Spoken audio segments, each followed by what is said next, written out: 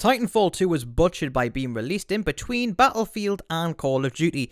However, the game still got really good praise and is still today got a really strong player base. So today I'm going to be talking about Titanfall 2 and the state it's in May 2021, and just basically give you a rundown if it's worth playing or not, because I think it's a really good game. Warzone's beginning to die, people are starting to get sick of the Battle Royale genre, so people are starting to go back to other games, and I want to see what games are worth going back to. So I am going to be talking about that now, and I'm going to basically let you know what I think of Titanfall 2.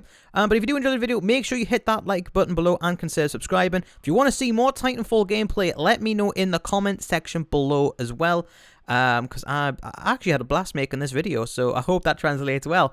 Until then, guys, let's crack on and get into the meat and bones of this video.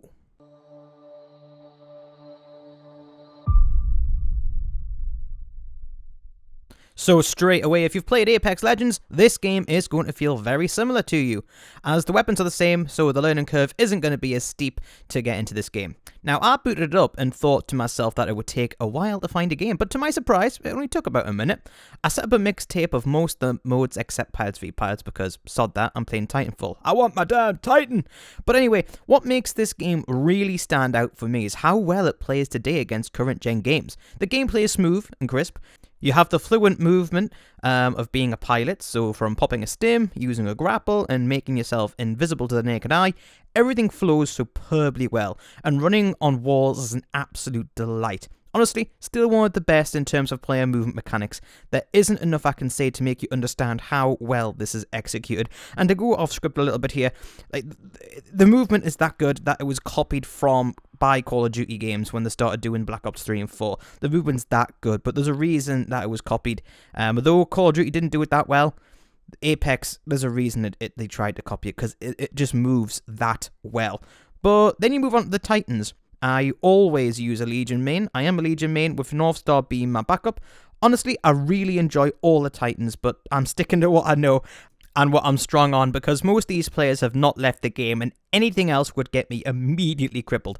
So, Titans are like champion shooters or MOBAs, all have a fixed weapon set and abilities, with certain modifications being customizable. So for example, on Legion, having a double power shot or extended predator cannon ammo are some of the things that I can do to give myself a little bit of a change to other Legions. But yes, that's what they named it, predator cannon, couldn't make that up. So what all this means is that every Titan plays differently, and as a result, all Titans counter something and have a counter themselves. Though it is worth knowing that the Titan modifications do have ways to provide a balance. This means that I can either double down on something I counter and dispatch it that much easier, or I can take something that will usually migrate my shortfalls. So I'll give you an example. My Legion is typically good against a Tone or an Ion. I can effectively block or negate their damage while pumping out massive damage in return, while melting their shields with my extended Predator cannon, and stepping laser shots with and ults with my booster pack. North Stars and Ronins really do cause me issues, however, so I'll equip the extended gun shield or double power shot and get more damage out while minimizing the damage I take. Double power shot is extremely effective for me. In close combat mode, it gives me a double shotgun that will push back all on its path. This, when a Ronin is trying to slice you up into a Legion puree, is a lifesaver, while also dealing significant damage back in return. In long range mode, I can fire the double power shot in what is essentially a sniper of my own back at the North Star twice and quicker, and just about the same damage as a fully charged North Star shot as well. Now, for me, I'll briefly talk about the single player campaign. It is an absolute blast as well.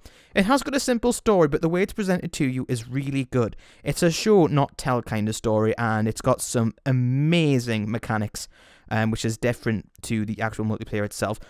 Even if you're not a fan of multiplayer games, the Titanfall 2 campaign is worth giving it a shot. It is only about 6-7 hours. However, it is an absolute blast, and I do think that you would really enjoy it. Now, this game genuinely feels like it's an easy game to pick up. It's accessible for new players, and it also has a lot of complexity and room to grow if you want to be gaming elite, if you choose to put the time in. A trait which I feel carried over to Apex really well. I think the best thing about this game, though, now all the 10-year-old G Fuel sweats are playing other things, is the community. The community in this game is amazing.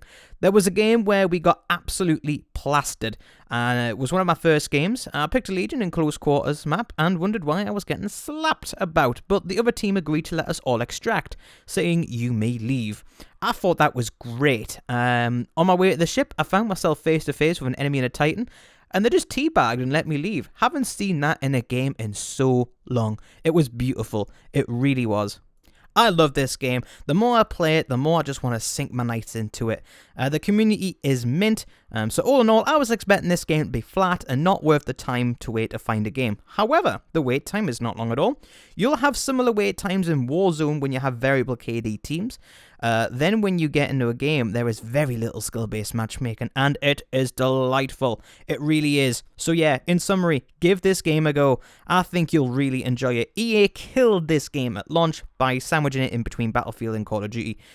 This game has been given lots of respect regardless its butchering. Next on the channel though, it's going to be Scavengers and Apex 3v3. As you can see, this channel is starting to broaden across different games now, as I'm starting to sense that Warzone is beginning to die. So Warzone and podcasts for now will still be the main core, but to fill out the other upload days, we're going to cover other games too. Till then, I've been Shadows Rain, you've been awesome, and I'll see you in the next one. Peace.